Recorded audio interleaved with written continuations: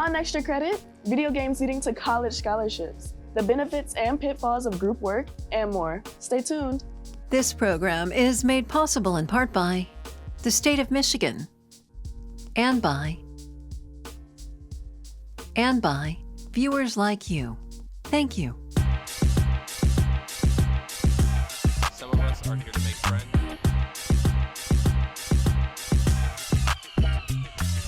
Students sign their name to make it their own. Really, this show is about hearing from us.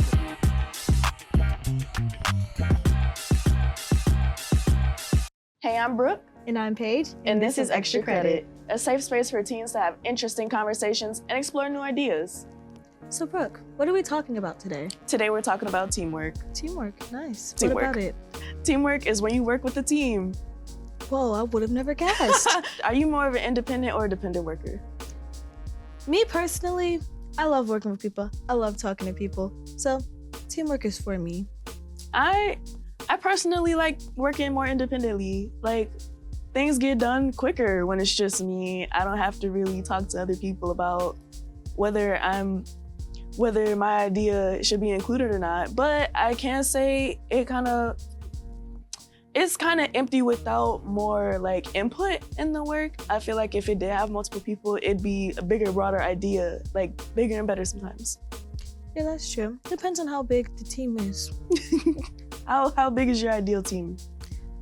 I don't know. I want to say about, that's even too much. I want to say 4 tops. Your musical theater Oh, group. that's like 20 people. And you like 20 people?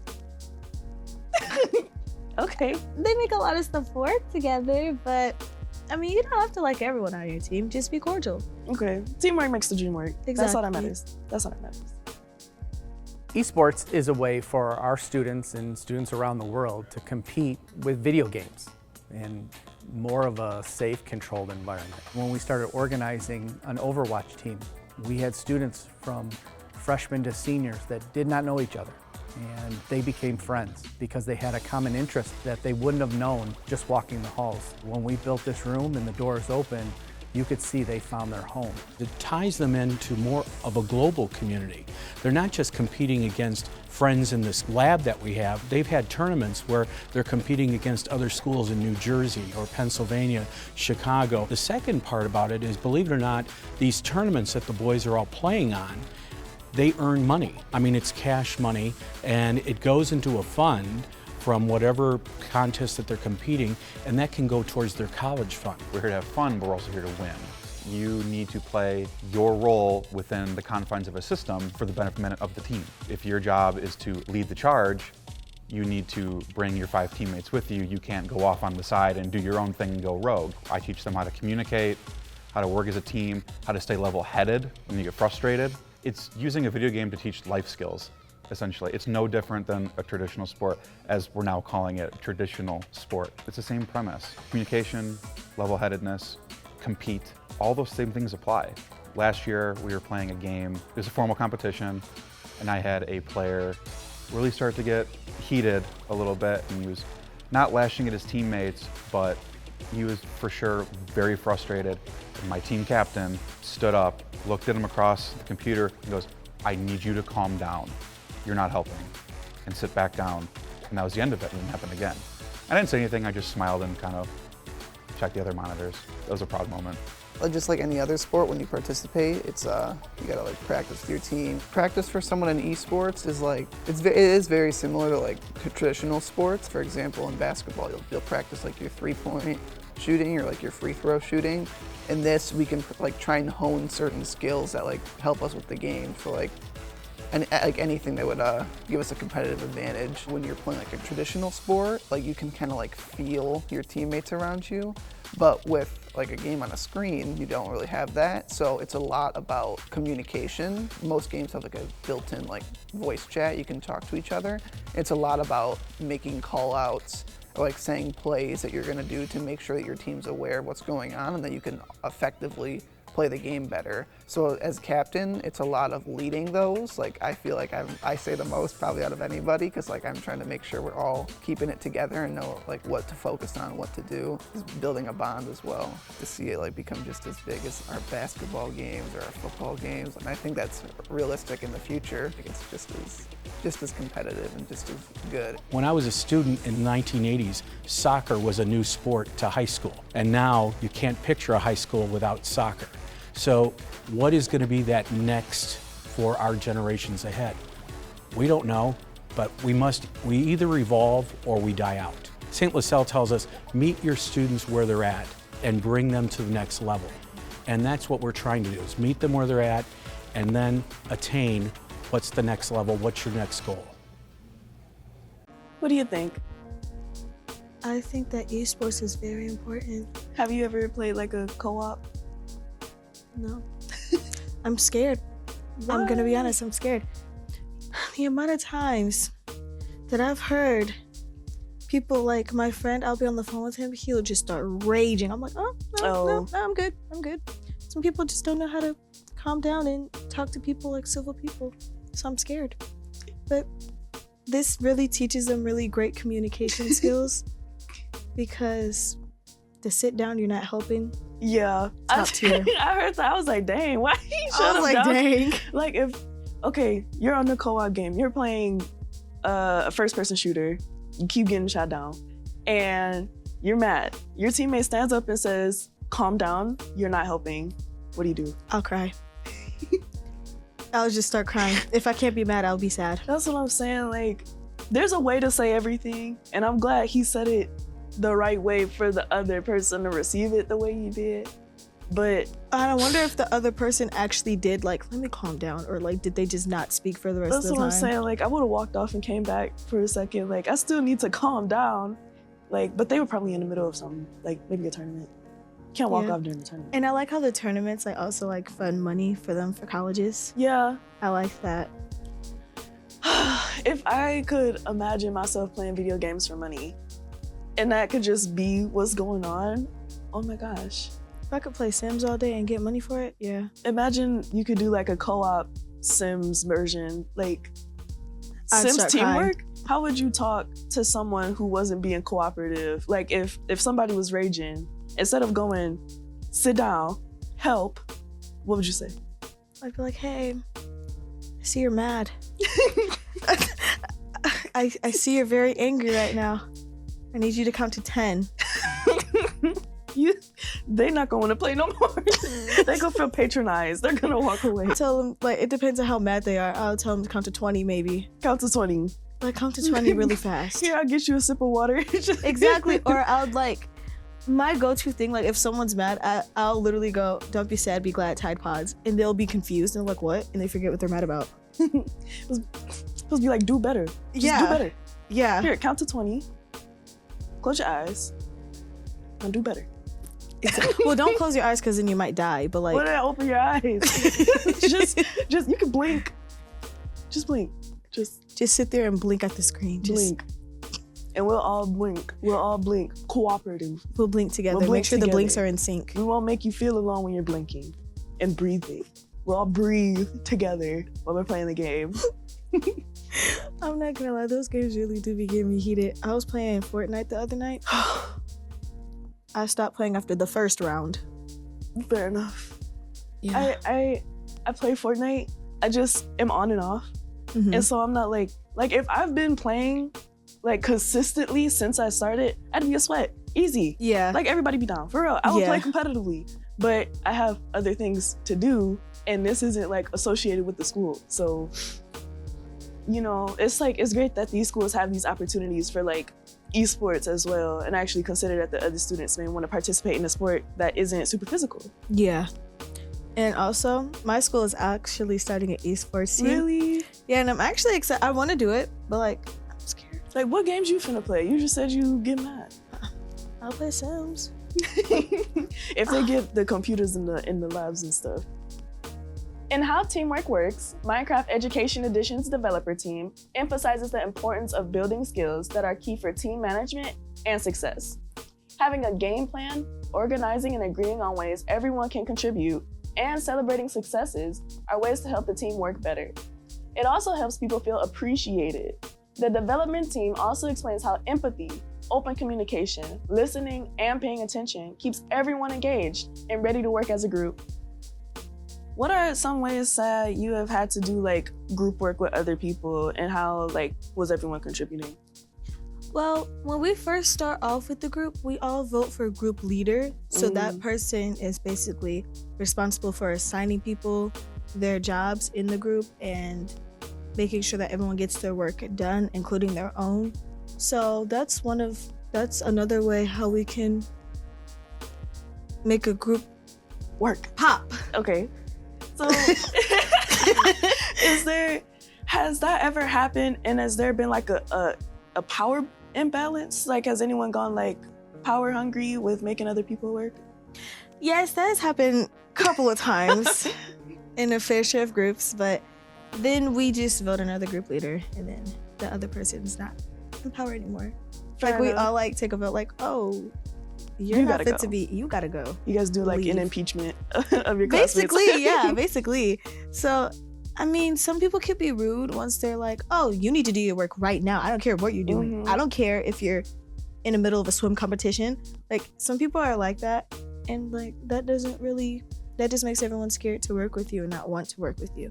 So, yeah, everyone has their own parts, so the work is equally important. No part is unimportant.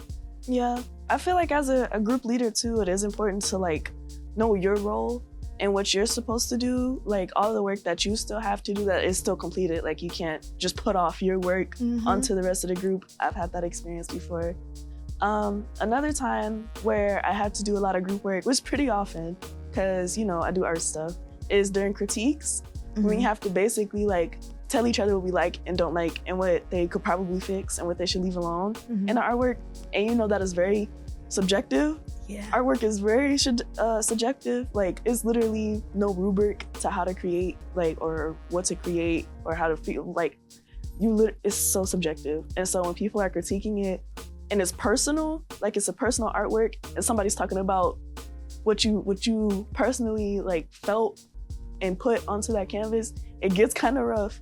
So it's just really about remaining cordial and also appreciating as much as you're suggesting. Yeah, I agree. My name is Jamal Bufford. My name is Rob Wallace. Hi, I'm Michael Henry.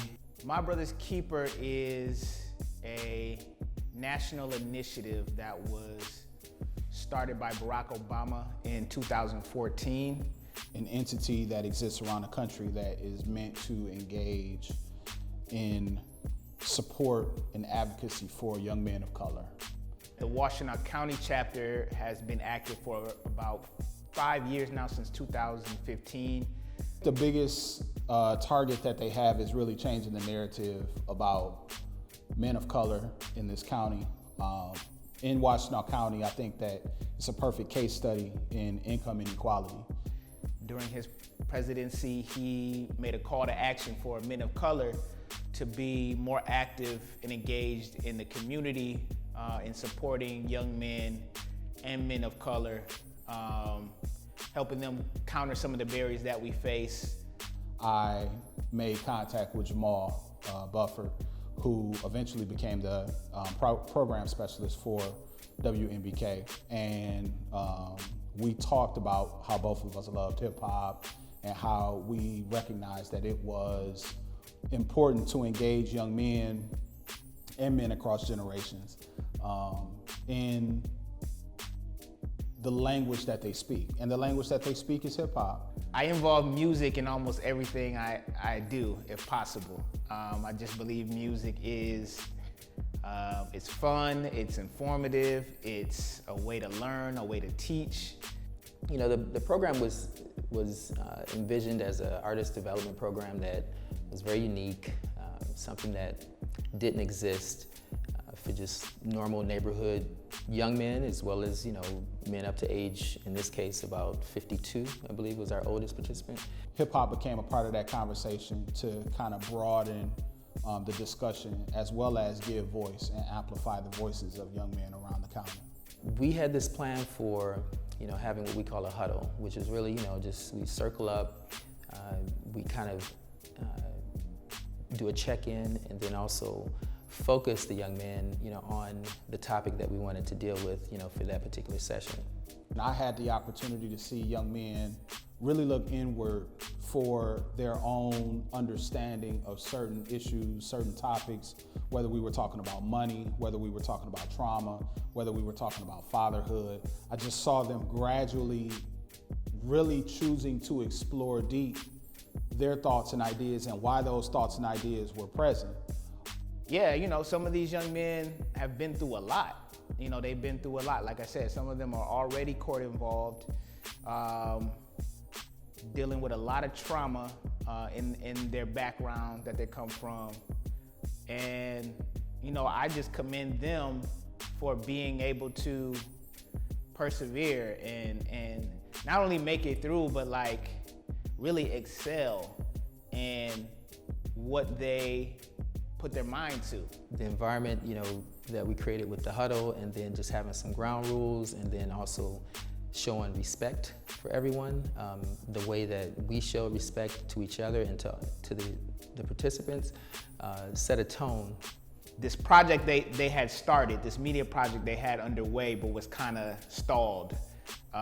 And they were going to do a documentary similar to this, but there was no music element to it. It was more of just hearing from men of color in the community about what's going on in their communities, their neighborhoods, their schools, if they're in school, and just talking about their experiences.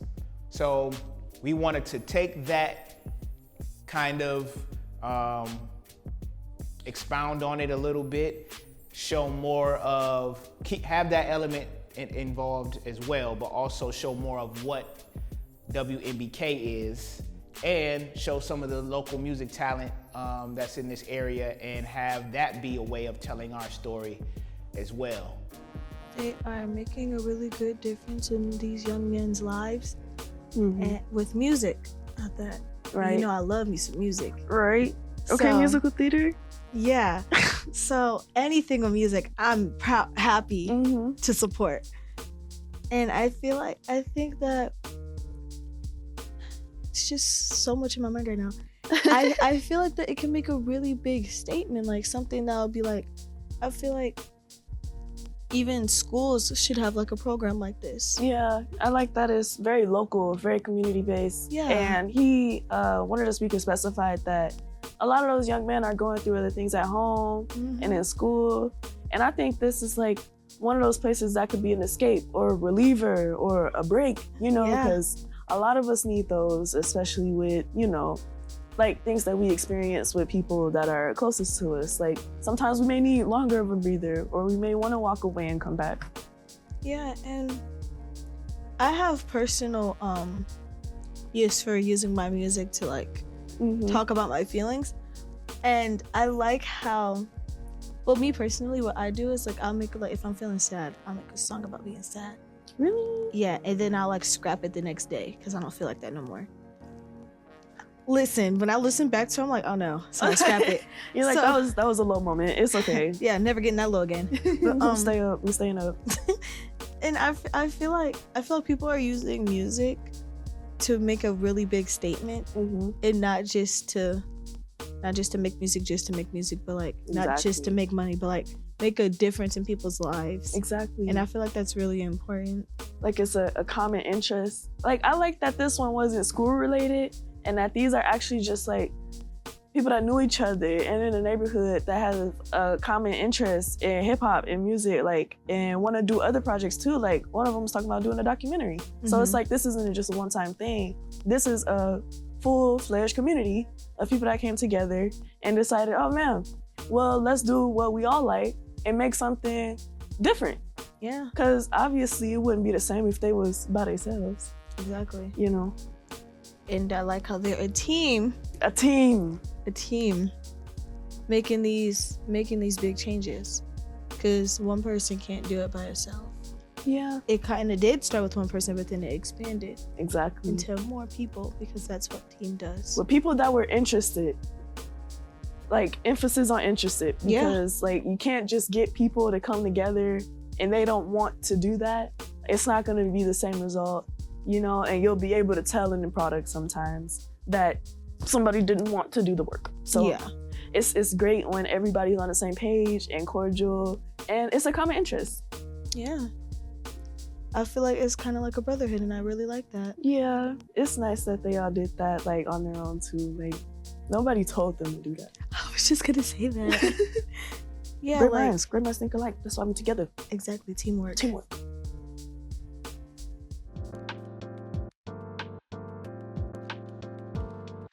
Hey, my name is DeRay. The best thing about working on group projects is that, well, you get to work with your teams and they get to collaborate together. And, you know, you get to share ideas. The worst thing about working on group projects is that whenever you're talking, you have an idea and they won't listen or they criticize you on whenever you do stuff, and it's frustrating. Hi, I'm Angela. The best parts of working in group projects is getting to know new people and cooperating and getting your across. But the worst parts, I'd say, when you don't get to get your points across and people aren't listening to you and they're cutting you off, that kind of frustrates me. Hi, my name is LaShawn. The best part about working in a group project is when you work with your friends. The worst part about group projects is when everybody's talking too loud over what you gotta say. Hi, I'm Kaylee, and the best things about working in group projects are, I'd say, not having to stress out about what work you're gonna do, and you can spread out your work between all your members. Now, I'd say that the worst part is probably the different paces that people work. Like for me, for instance, I'm a fast learner, and working with other people that are slower learners is kind of hard for me. Hi, I'm Nayel, and I think the best part about working on group projects is you don't have to do all the work by yourself. I think the worst part about working on group projects is you doing all the work by yourself and no one helping you and you doing the whole thing. Hi, my name is Ariel, and the worst parts about working together is the unnecessary arguments. The good thing about it is working with your friends. How do you feel about group projects? I agree with every statement all of them just said. Yeah. Because working with your friends can be a good and bad thing. If you have a bunch of friends that are just like slackers and don't really do anything, that's bad on you. But if you have a lot of friends that are like hard workers and stuff, that can also be a bad thing because you're gonna argue about who's gonna do what. Or like someone might get too much work and be like, oh my goodness, like you guys gave me all this work and da-da-da. Yeah. And the idea sharing and stuff, that also, because the amount of times I've tried to share an idea and it was just like, be quiet. I'm like, oh, okay. Why did they shut you down like that? Were they your friends? No. Oh. I didn't know them. Yeah. But, and then another is being in a group project and they make you do all of the hard work and they do the easy work. That makes me so mad. I'm going through that right now, actually. Ooh, speak up. You gotta, no. You gotta be like, I'm not doing this. Like, I was so mad. They're like, yeah, you can do this and this and that. No. I can't, actually.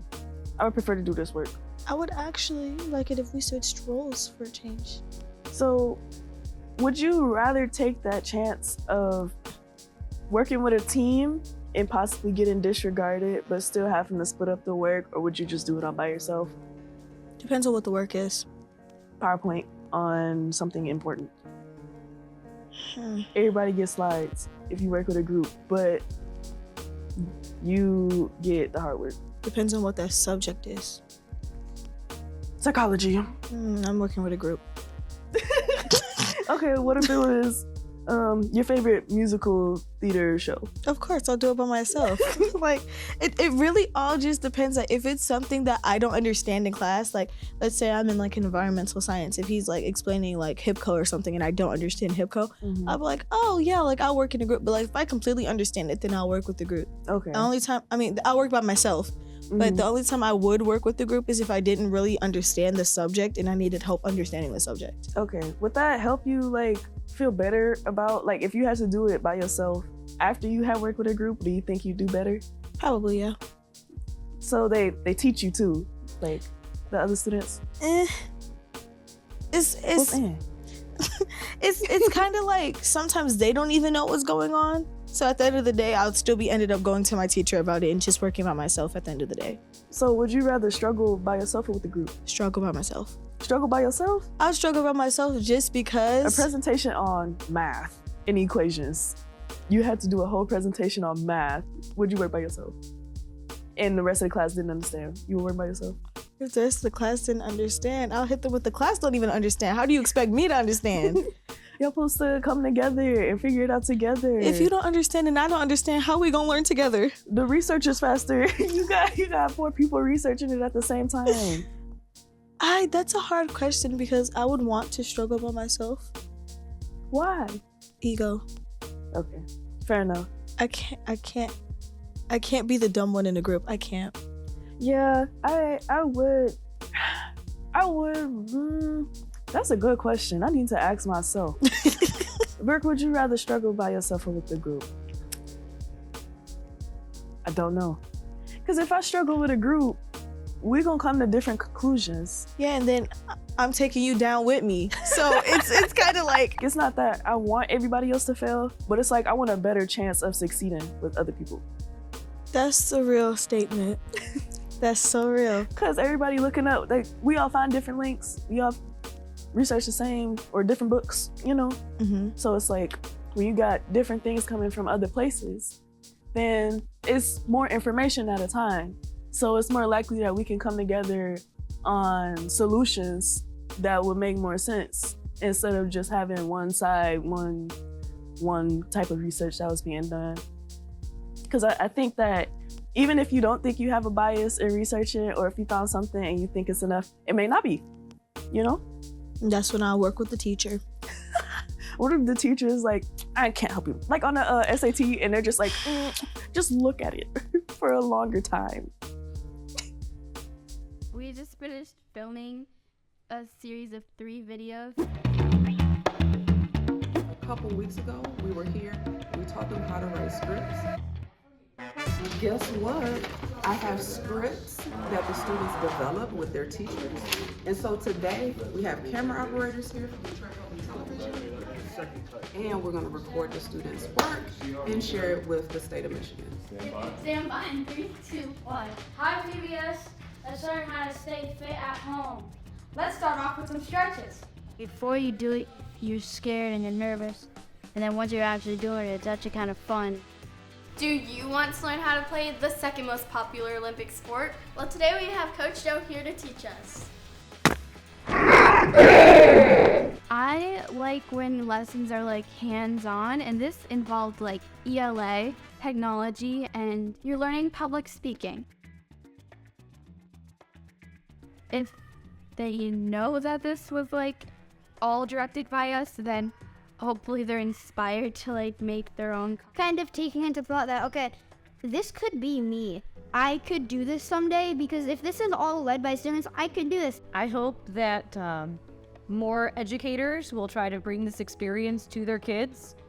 I didn't know how this was going to go. It was a gamble, and we put it out there, and they stepped up. Hi, I'm Cooper, and I'll be showing you how to do a push-up properly. So the first step is to make sure that you have a clean, open space. So let's fix that. Okay, so now that we have a good, clean area, let's show how to do the right form for a push-up.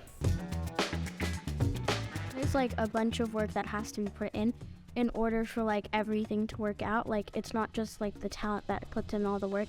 It's like every single person that's in this room. They had to come together and cooperate and be their own problem solvers, because I did not like lead them. I had them figure it out.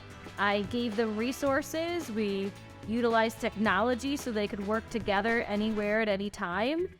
But they did all the creating, they did all the writing. I just kind of gave them a pathway to utilize it and work together. Sometimes those little opportunities that a lot of students don't take can lead them into stuff, and who knows, when they're older, if they maybe one of us might be in the same seat right now because we did this. If I were a teacher, I would just jump at this opportunity. This is such a great way. I think the best way to learn a subject is to teaching. And not only are the kids teaching it, but they're also learning so much more in the process. So if you really want a great experience for your students, I would recommend being involved with this.